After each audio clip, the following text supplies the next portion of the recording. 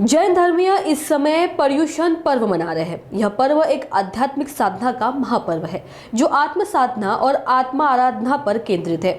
चातुर्मास के 50 दिन पूरे होने के बाद भाद्रपद कृष्ण पक्ष की द्वादशी से लेकर शुक्ल पक्ष की पंचमी तक यह पर्व मनाया जाता है। भगवान महावीर की पावन धरा पर अहिंसा और शांति का संदेश देते हुए जैन समाज इस पर्व को शालीनता और सिद्धि तप के माध्यम से मनाता है। नागपुर के रामदासपेट स्थित श्री सुमतिनाथ जैन मंदिर में 30 भावार्थियों ने सिद्धि तप व्रत रखा। इस अवसर पर राजवाड़ा पैलेस में भव्य सिद्धि तप सकारोत्सव का आयोजन हुआ। समारोह की जानकारी मंदिर के उपाध्यक्ष श्रीपाल कोठारी ने दी। हमारे यहाँ पे ऐतिहासिक कार्य हुआ है। 30 लोगों ने सिद्धि तप किया हुआ है। आपको सिद्धि तप क्या है इसकी एक छोटी सी जानकारी मैं रखता हूँ आपके सामने। सिद्धि तप मैंने टोटल 45 दिन का ये तप है जिसके अंदर केवल 8 दिन 2 टाइम भोजन करना है, बाकी समय 36 दिन उपवास करना है। वो उपवास कैसे करना है तो पहले दिन उपवास करना है जिसके अंदर केवल गर्म पानी पीना है, गर्म पानी ठंडा करके सुबह 10 बजे से शाम के 6 बजे तक। बाद में रात को पानी नहीं मिलेगा, केवल सुबह 10 से 6 बजे तक पानी।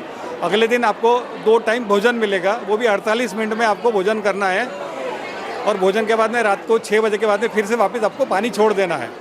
अगली बार यानी तीसरे दिन आपको 2 उपवास करना है, तीसरा दिन और चौथा दिन। उसके बाद वापस आपको 2 टाइम भोजन करने मिलेगा जिसको हम ब्यासना बोलते हैं। ऐसे 8 ब्यासने आएंगे और उपवास का क्रम जो है आपका बढ़ता जाएगा। 1 उपवास किया, बाद में 2 उपवास किया, फिर 3 उपवास करना है आपको, फिर ब्यासना करना है, फिर 4 उपवास करना है, ब्यासना करना। ऐसा करते करते आपको शिखर के ऊपर 8 उपवास तक पहुँचना है, फिर आपको ब्यासना करके पारना करना है।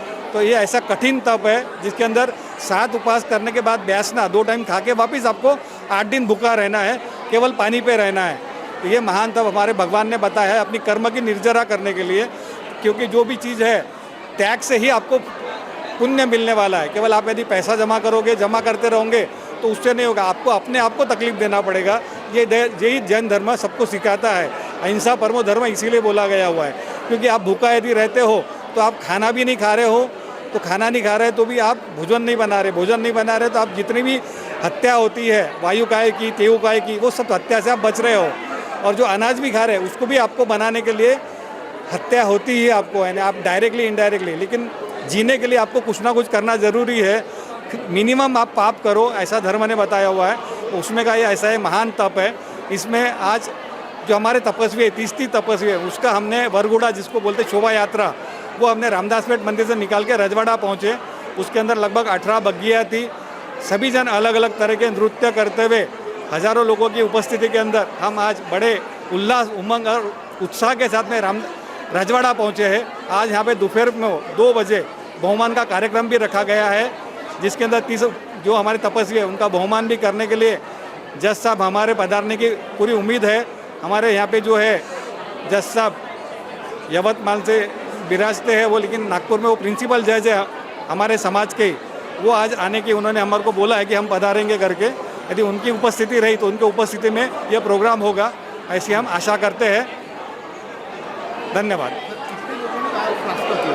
ये टोटल 30 लोगों ने उपवास किया हुआ है। 45 दिन का जो उपवास है ये 30 लोगों ने रामदासपेट मंदिर से किया हुआ। ऐसा बाकी भी मंदिर में और हुए होंगे, हमारे यहाँ से 30 लोगों ने किया है। पर्युषण पर्व आत्मशुद्धि और क्षमा याचना का पर्व है। इसका उद्देश्य नम्रता, करुणा और समाज के प्रति अपनी जिम्मेदारी को समझना है। पर्युषण पर्व आत्मशुद्धि और क्षमा का उत्सव है। जैन समाज इस पावन अवसर पर समाज व परिवार के प्रति जाने अनजाने में हुई गलतियों के लिए क्षमा मांगता है और आत्म संयम का संदेश देता है।